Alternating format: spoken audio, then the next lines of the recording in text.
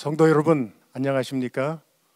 오늘부터 시작하는 사경회에 참석하신 성도 여러분들을 진심으로 환영합니다. 우리 이제 다 같이 묵상 기도하심으로 예배를 시작하겠습니다.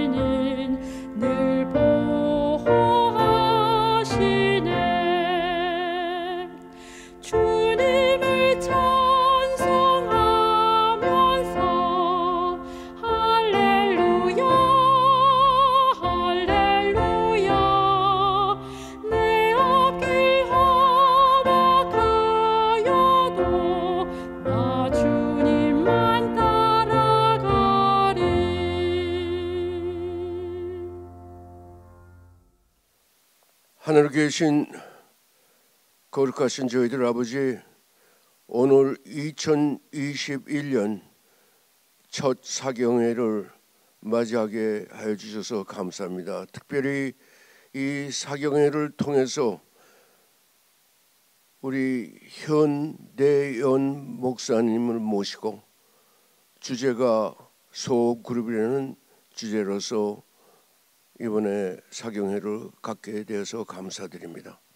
특별히 말씀하시는 현 목사님에게 하늘에서 내리시는 지혜와 총명과 능력 베푸사 그 말씀을 통해서 저희들이 이 소그룹이 대형 교회가 될 수 있는 그러한 기별을 들을 수 있도록 도와주시옵소서.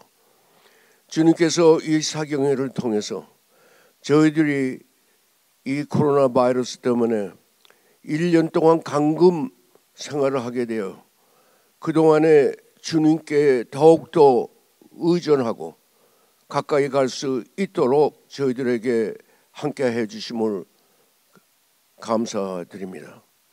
주님, 간절히 비옵는 것은 이번 사경회를 통해서 저희들이 알지 못하는 모든 일들을 다시 한번 새삼스럽게 알고 저희들이 이 소그룹을 통해서 우리 교회가 더욱더 성장되는 그런 교회가 됨으로써 주님께 영광을 올리는 저희 교회가 될 수 있도록 도와주시기를 간절히 바랍니다.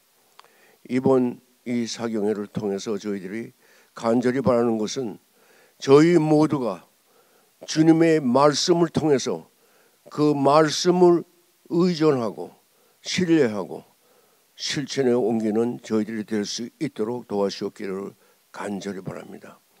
이 첫 사경의 시간이 오니 마치는 그 사경의 날까지 주님께서 홀로 영광 받으시고 저희 교회가 날로 성장할 수 있도록 은총 베풀어 주시기를 예수님 거룩하신 이름으로 간절히 기도드립니다. 사경에 참석하신 성도님 여러분들 안녕하셨죠? 아주 간단하지만 그러나 꼭 해야 할 일이 있습니다. 사경 강사로 오신 현대언 목사님을 여러분 앞에 소개해 올립니다. 현 목사님은 올해 20년째 하나님의 교회를 섬기고 계십니다. 서울과 경기 지역을 관할하는 서중안 앞에 장위동 교회에서 목회를 시작하셔서 여러 교회들을 섬기셨고 지금은 특별히 제자 훈련을 통한 하나님의 교회의 성장과 전도의 폭발을 꿈꾸면서 삼육대학에서 삼육대학교회를 섬기며 또한 교양학복 학생들을 지도하는 목사님으로 수고하고 계십니다. 현대언 목사님이 저희 교회에 오셔서 사경회 하게 된 것을 진심으로 환영하며 여러분들의 많은 기도와 참여를 바라겠습니다. 현 목사님 감사합니다. 그리고 환영합니다.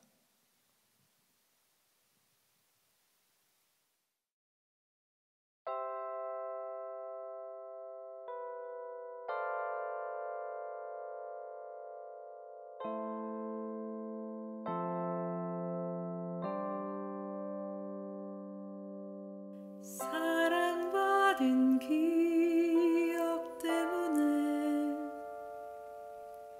사랑 주신 추억 떠올라 하나님의 마음 향하여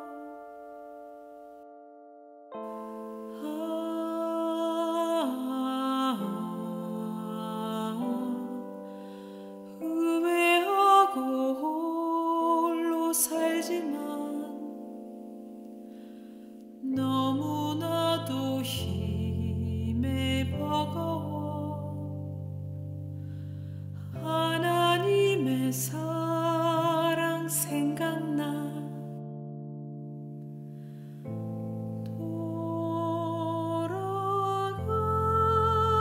돌아가는 내 걸음 무겁고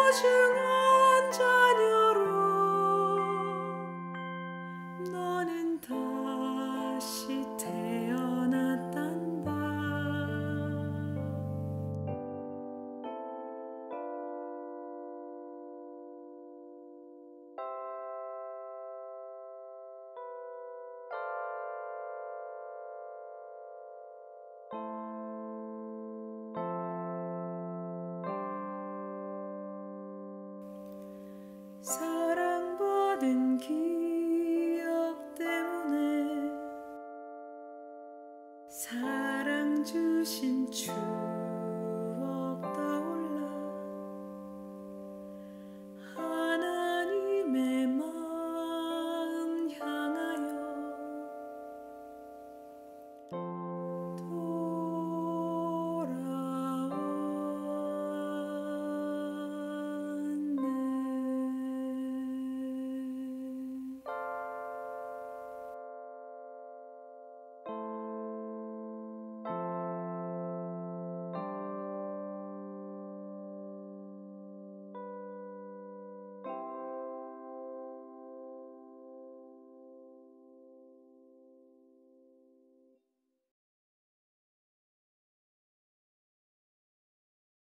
로마닌다 성도 여러분, 만나서 반갑습니다. 이번 로마닌다 교회 사경을 맡은 현대현 목사라고 합니다. 생명력 있는 소그룹을 세우라는 총 주제를 가지고 7번에 걸쳐서 소그룹 강의를 하고자 합니다. 이 과정을 통해서 소그룹에 대한 확신과 소그룹 사역의 풍성한 열매를 맺는 데 도움이 되길 바랍니다. 오늘 첫 번째 시간, 소그룹의 중요성에 대해서 살펴보겠습니다.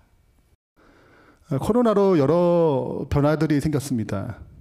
소비의 변화, 또 경제 위기에 대한 어려움, 감염병이 또 재출을 하는 두려움. 이제 한 나라에서 감당할 수 없기 때문에 국제 공조가 필요하고 집안에만 가만히 있기 때문에 우울증이 걸리는 확률이 점점 높아지고 있습니다. 그래서 사람들은 이제는 손과 손을 맞잡는 악수 대신에 팔꿈치를 맞대어 악수를 하고 식당에서도 혼자 밥을 먹는 일이 생깁니다. 이제 고양이까지도 코로나 걸릴까봐 마스크를 하고 이제 손을 직접 맞잡아서 악수할 수 없기 때문에 보시는 것처럼 기계를 통하여 악수하도록 만들었습니다. 미용실에도 염색을 하기 위해서 직접 가까이 있지 못해가지고 멀리서 하는 모습도 보이시죠? 그만큼 코로나를 통해서 생존을 위한 여러 가지 변화를 추구하고 있습니다. 교회는 지금 어떤 변화를 좀 추구하고 있나요? 온라인 중심적인 사역들이 지금 발달되고 있습니다. 특별히 미래 교회를 예측하는 칼 조지 박사는 성장하는 미래교회, 메타교회라는 책에서 미래교회는 어떤 교회여야 되는가, 어떤 교회가 살아남을 것인가, 어떤 교회가 건강하게 성장할 것인가에 대해서 설명했습니다. 이 책의 첫 번째 이야기는 자기가 어릴 때 있었던 잡화점 이야기로 시작합니다. 자기 집 옆집에는 조그마한 잡화점이 있었습니다. 아주머니는 유심히 잡화점의 이 상품들을 잘 팔릴 수 있는 가정용품으로 채워놓고 사람들의 마음을 끌기 위해서 많은 노력을 했습니다. 가게 아주머니는 나름대로 잘 진열했기 때문에 꽤 많은 사람들이 이 잡화점을 찾았습니다.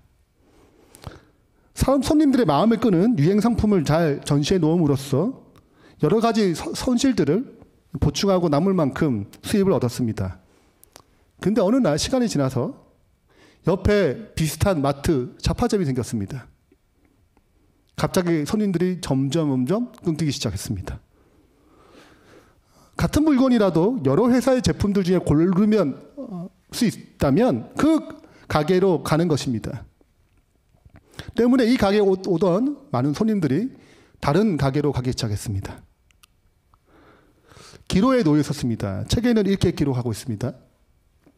어느 날부터 아주머니와 아저씨는 손님들의 요구가 변하고 있음을 깨달았다.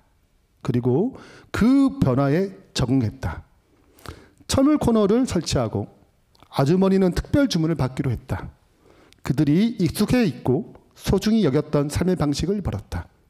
그리고 살아남았습니다. 이어서 저자는 이렇게 설명합니다. 오늘날 교회들도 비슷한 딜레마에 직면해 있다. 우리는 고객들의 요구가 끊임없이 변하고 있다는 것을 쉽게 잃어버린다. 또 날마다 조금씩 다른 환경이 찾아온다는 사실도 간과한다. 때때로 우리는 현재 상황을 따라잡지 못하고 뒤처졌을 때 발생할 수 있는 장기적인 폐해들을 무시한다. 그리고 그동안 익숙해져 버린 편안한 습관에 주저앉고 있다. 당신의 교회는 이러한 변화, 메타라는 단어가 변화를 의미를 갖고 있는데 변화에, 이런 메타에 기꺼이 적응할 준비가 되어 있는가라고 질문합니다.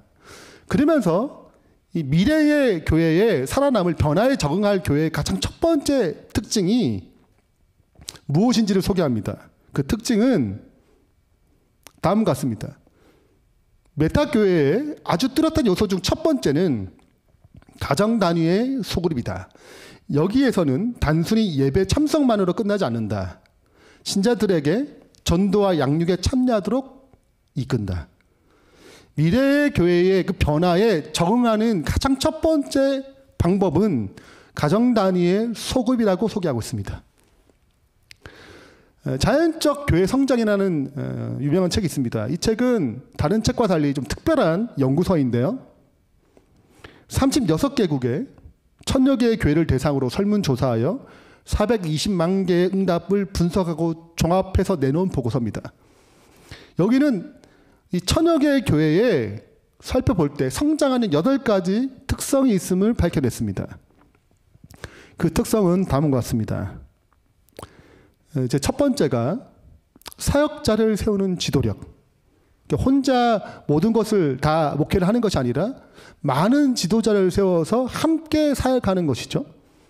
예수님 때 12제자를 세워서 함께 사역했듯이 말입니다. 두 번째는 각자의 주어진 독특한 특성들, 은사들, 은혜의 선물들을 가지고 사역하냐 이것입니다. 마치 물고기가 물속에서 가장 잘하는 은사를 발휘하듯이, 다람쥐가 나무로 올라갈 때 은사를 발휘하듯이 각자의 주어진 하나님의 은사를 잘 개발하고 발휘하도록 교회가 이끌고 있느냐 이것입니다. 세 번째는 열정적인 영성입니다. 말씀과 기도의 생활에 뜨거움을 경험하고 있는지, 활동에 이런 열정적인 은혜가 있는지를 살펴보는 것입니다. 네 번째는 기능적 조직이에요. 그래서 얼마나 조직이 기능적으로 잘 서로 도우면서 유기적으로 돌아가는지 살펴보는 것이고, 다섯 번째가 영감 있는 예배입니다.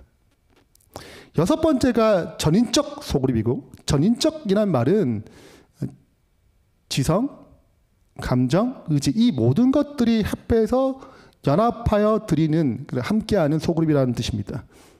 일곱 번째는 필요 중심적 전도예요.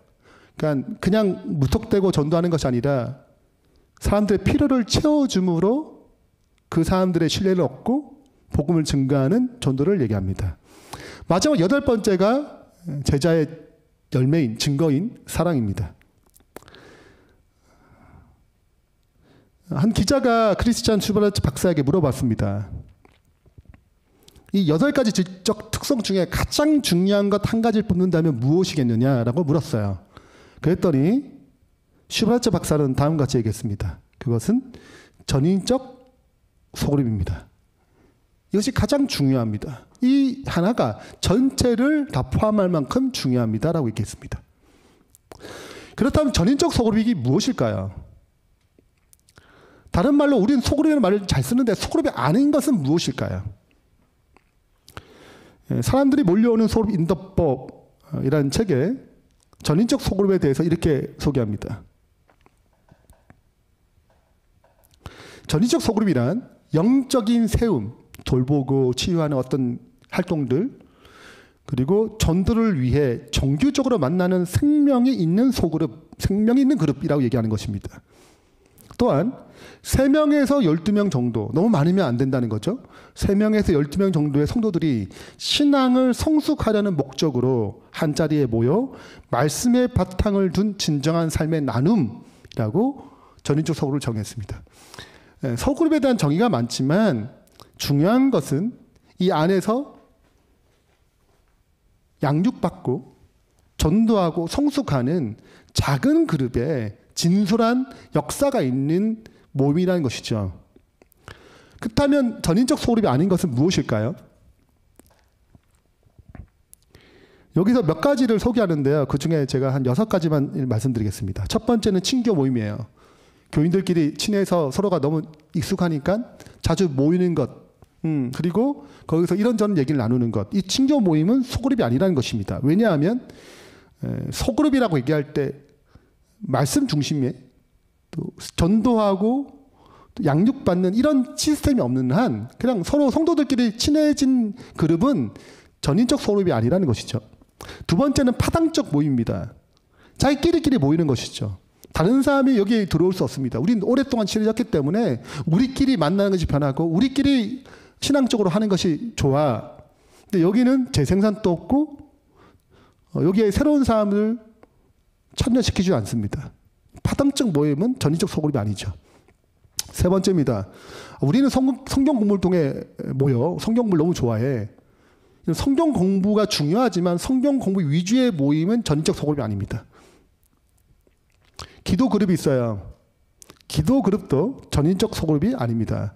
기도는 소그룹이 굉장히 중요하지만 기도 위주의 모임은 전인적 소그룹이 아닙니다. 그것은 양육하고 전도하고 서로 소통하고 친교를 맺는 영적 가족 같은 공동체이기 때문에 그렇습니다. 업무 그룹이에요. 이건 어떤 사역 때문에 모이는 것입니다. 직원회나 찬양팀이나 재무, 여기는 전도나 양육의 일이 일어나지 않습니다. 마지막으로 정체된 소그룹이에요. 양육이 일어나지 않고 또 전도가 없어요. 우리끼리 모이고 참 좋지만 더 이상 생명력이 일어나지 않는 이런 정체적 소그룹은 전인적 소그룹이 아니다고 얘기하고 있습니다. 교회 증언에는 이렇게 기록하고 있습니다.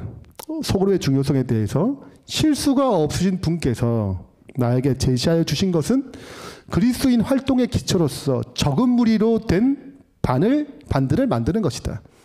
하나님께서 제시해 주신 활동의 기초로서 소그룹을 만드는 것이라고 얘기하고 있습니다. 무엇을 활동할 것인가? 거기에 대해서 이렇게 얘기하고 있습니다. 교회에 신자가 많으면 적은 반을 나누어서 소그룹이죠. 신자뿐 아니라 영적인 케어, 영적인 세움, 신자뿐 아니라 불신자, 전도들을 위해서도 이해하도록 하라 얘기하고 있습니다. 그러니까 작은 소그룹을 만들어서 성도를 양육하고 세우고 복음을 증가할 수 있는 그룹을 만들어야 된다고 얘기하고 있는 것이죠. 자, 그렇다면 이 소그룹은 정말 중요하네. 근데 성서적 근거는 어디에 있을까요? 이제 성경의 근거를 좀 찾아보겠습니다. 제 첫 번째입니다. 소그룹에 대한 기원은 하나님으로부터 찾을 수 있습니다. 하나님의 존재 양식이 곧 소그룹입니다. 아버지 하나님, 아들 하나님, 성령 하나님이 소그룹의 존재 양식의 기초입니다. 창세기 1장 26절에 하나님 이르시되 우리의 형상을 따라 우리의 모양대로 우리가 사람을 만들고, 하나님이 우리로 존재하셨어요. 소그룹의 시작입니다. 그리고 그 형상대로 사람들을 아담과 하와 가정이라는 소그룹을 만드셨어요. 그 소그룹은 하나님의 자신의 존재 양식을 보여주는 축소판입니다. 두 번째는 출애굽기 18장에 나타납니다. 13절에 보면 이튿날 모세가 백성을 재판하느냐고 앉아 있고 백성은 아침부터 저녁까지 모세 곁에 있는지라. 너와 또 너와 함께한 이 백성이 필경 기력이 쇠하리니 이 일이 내게 너무 중함이라 내가 혼자 할 수 없으리라. 200만 명이 나왔어요. 적어도 남자들만 60만 명입니다. 이들에게 모세 혼자서 60만 명을 다 재판해야 했어요. 얼마나 힘들겠습니까? 혼자 감당할 수 없는 거예요. 모세도 힘들지만 백성도 힘듭니다. 그래서 장인 이드로의 도움을 받아서 5부장, 10부장, 50부장, 100부장, 1000부장 이렇게 나누어서 사역을 위임했습니다. 리더십의 변화가 있었죠. 혼자 했던 사역이 이제는 많은 평신도들의 지도자를 세워서 함께 나누는 사역을 넘어간 것입니다. 구조적인 변화가 있었던 것입니다. 이렇게 소그룹 체제가 출애굽기 18장을 통해서 확립되었습니다. 가장 대표적인 소그룹 사역은 예수님입니다. 예수님은 12 제자를 모으시고 그들을 훈련시키고 그들 소그룹으로 초청해 하셨습니다. 그리고 제자들에게 다시 한번 말씀합니다. 그러면 너희는 가서 모든 민족을 제자로 삼아 아버지와 아들과 성령 이름으로 침례를 베풀고 내가 너희 분반 모든 것을 가르쳐 지키게 하라. 볼지라 내가 세상 끝날까지 너희와 항상 함께 있으리라 하시니라. 여기서 예수님은 그 12제자들에게 어떻게 그 소그룹이 어떻게 일할 것을 얘기합니다. 전도할 뿐만 아니라 그 사람들이 가르쳐 지키도록 일하라는 것이죠. 그래서 예수님은 소수의 사람들을 불러서 제자가 되라는 소그룹 훈련으로 초대하셨고 또 제자를 삼으라는 명령을 통해서 소그룹 훈련이라는 프레임을 가지고 일하셨습니다. 이것이 세계 선교에 대한 예수님의 비전이었습니다. 소그룹 중심적인 사역이었죠. 예수님의 소그룹 모델을 좀 정리해보면 다음과 같습니다. 예수님은 12제자 소그룹 안에 전도할 수 있고 양육하고 사역하고 또 리더를 세워서 그 소그룹 안에서 또 재생산할 수 있도록 그렇게 이루어졌어요. 목사님한테 제자 훈련 받고 일방적으로 이렇게 하는 게 아니라 그 소그룹 안에 그런 시스템을 두신 것입니다. 그래서 어떻게 사람을 건강하게 돌볼 것인가 그런 세움 개혁이 일어나고 이것을 통해서 성숙한 소그룹이 이어지며 또 어떻게 전도할 것인가를 통하여 그 성장의 원리를 함께 나누었습니다. 그래서 전도하고 양육하고 사역하고 그리고 리더를 세우는 과정을 통해서 마침내 배가 역사가 일어난 것이죠. 이러한 시스템을 통하여 복음을 전파한 그때가 바로 사도행전 초대교회의 모습이었습니다. 초대교회는 가정 중심적인 소그룹으로 성장했습니다. 사도행전 2장 46절에 날마다 마음을 같이하여 성전에 모이기를 힘쓰고 집에서 떡을 떼며 기쁨과 순전한 마음으로 음식을 먹고 물론 예루살렘 중심에는 성지에서도 모이기도 했지만 가정에서도 모였습니다. 이 두 가지가 다 함께 있었던 구조였습니다. 그러나 이제 다른 세계로 선교를 진행하면서 회당 중심적인보다는 가정 중심적인 사역으로 바뀝니다. 형제들아 스데바나의 집은 곧 아가야의 첫 열매요 또 성도 섬기기를 작정한 줄 너희가 아는지라. 어디서 모였습니까? 집에서 모였습니다.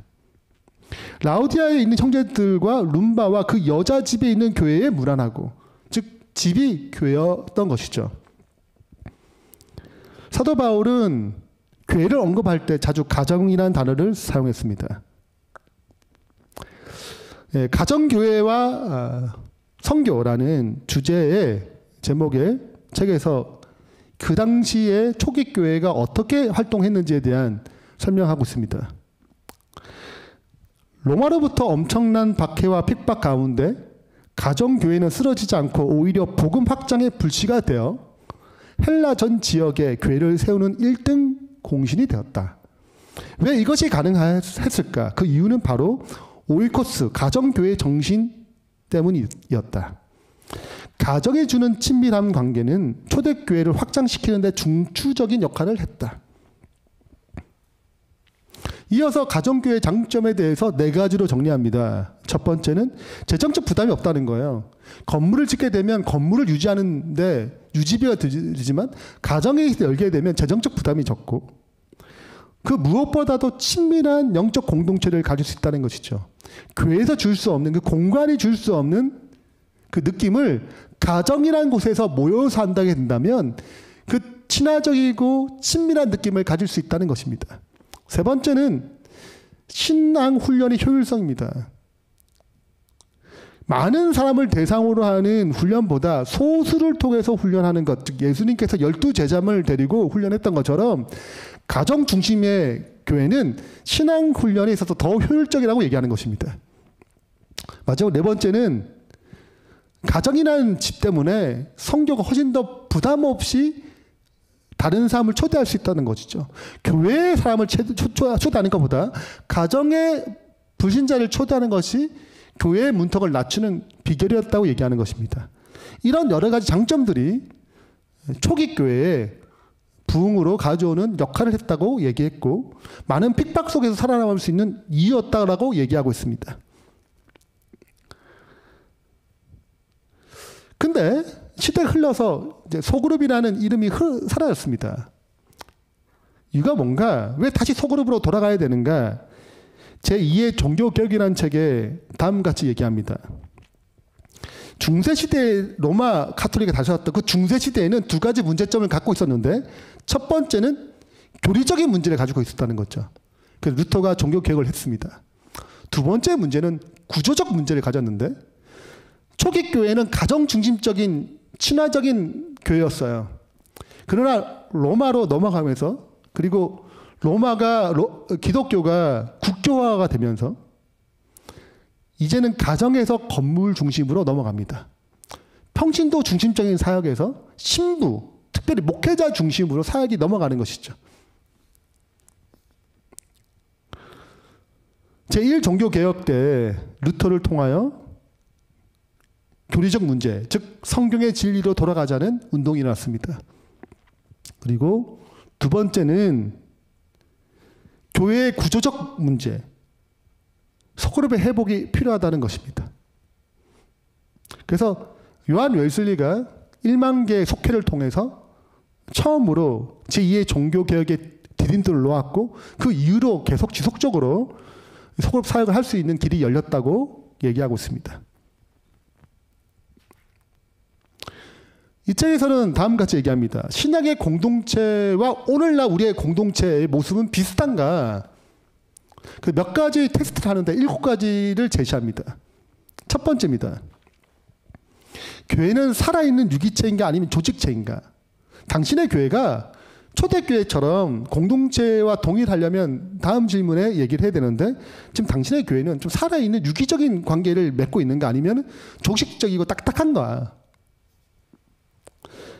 초기 교회는 유기적인 공동체였습니다. 그리고 여러분의 교회가 건물이 없고 대예배가 없다면 안식일에 예배드리는 것이 없어진다면 과연 생존할 수 있는가?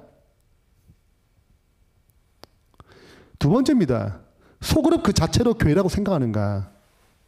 아니면 소그룹은 하나의 교회의 부속적인 것인가? 세 번째는 교회는 예수님을 잘 나타내고 있는가? 네 번째입니다. 교회는 성장할수록 교회 조직은 단순해지는가 아니면 복잡해지는가? 소그룹 중심적인 교회는 조직이 복잡하지 않다는 것입니다. 다섯 번째입니다. 성장이 소그룹 중심으로 발생하는가? 여섯 번째, 새로운 신자, 개종자가 계속 있는가? 아니면 더 이상 새로운 신자가 없는가? 마지막 7번째인데요. 7번째는 교회가 박해가 올 때 견딜 수 있는가? 그렇지 않은가?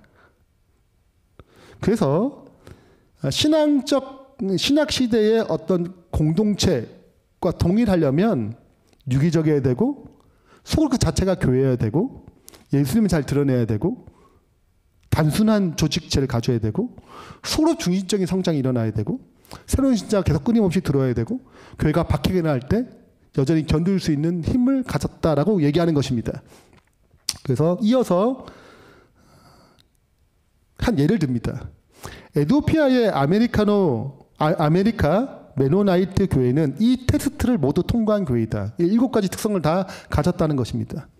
이 교회는 강력한 핍박 속에서 소그룹 단위로 흩어져 1982년 5천 명이었던 교인 수가 10년 만에 5만 명으로 증가하였다. 이런 예는 강한 핍박 하에서만이 아니라 실제로 많은 자유주의 국가에도 많이 존재한다. 그리고 소그룹 중심적 교회도 소개합니다. 소그룹 중심적인 교회는 주 7일간 가능한 교회이며 일주일에 한 번이 아니라 7일 동안 계속 가능한 교회이며 건물 중심이 아니고 사람을 중요시하는 교회이다.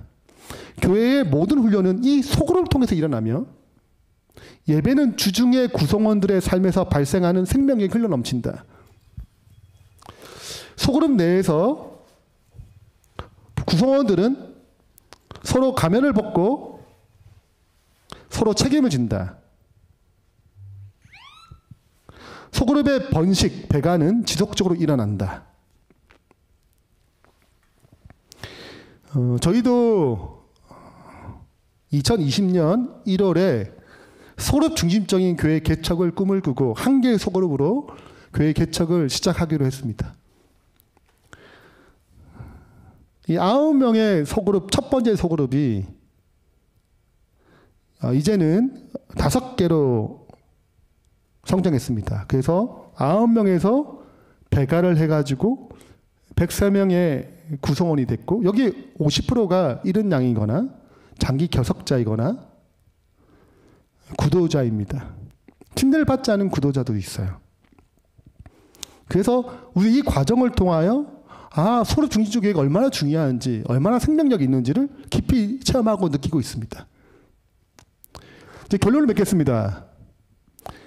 오늘 첫날 소그룹의 중요성을 살펴봤습니다. 소그룹의 중요한 이유 중에 하나는 신속하게 변화되는 시대에 필요한 메타 교회의 첫 번째 특징이, 미래에 변화되는 교회의 특징이 가정 단위의 소그룹이기 때문에 그렇습니다. 두 번째는 소그룹이 무엇인가? 영적인 세움과 전도를 위해 정기적으로 만나는 생명력 있는 그룹이라는 것이죠.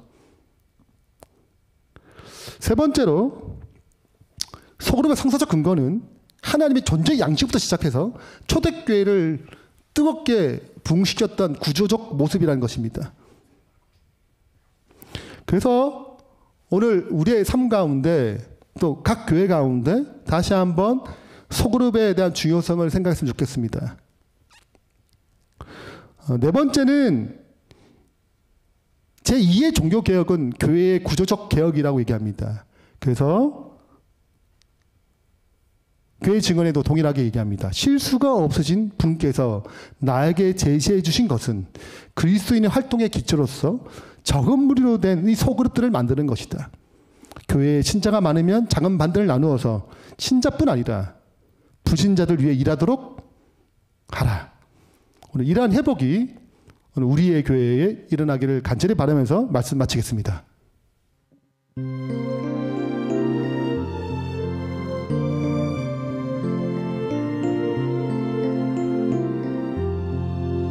주 믿는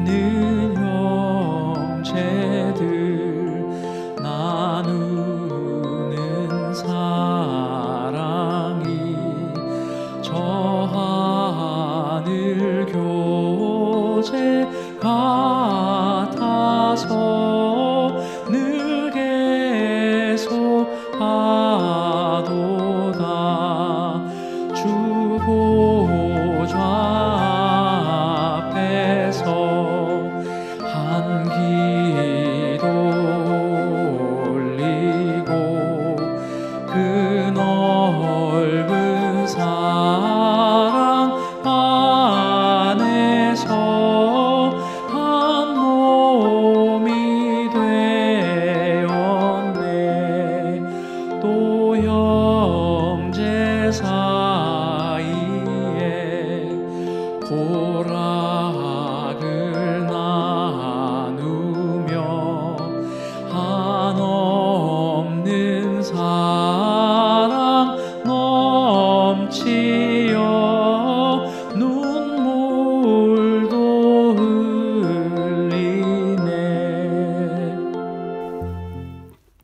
하늘에 계신 하나님 아버지, 우리를 사랑하셔서 예수님을 통하여 십자가에서 큰 구원을 얻게 하심을 감사합니다. 또한 생명력 있는 소그룹을 세우라는 주제로 사경회를 열게 하심을 감사합니다. 오늘 말씀을 통하여 하나님의 존재 양식이 사랑의 공동체인 것처럼 우리도 주님을 닮아 영적 공동체를 사모하게 하여 주시옵소서. 초대교회를 통해 가정 단위의 소그룹을 이루시고 복음이 온 세상에 전파된 것처럼 저희에게도 생명력이 있는 소그룹을 세움으로 하나님 나라가 확장되고 주님께 영광 돌리며 재림을 준비하도록 인도하여 주시옵소서. 또한 소그룹의 비전을 갖게 하셔서 지금보다 더 큰 사랑으로 자라나고 풍성한 열매를 맺음으로 말미암아 로마린다 교회가 하나님의 원하시고 바라시는 디자인된 교회로 세워주시옵소서.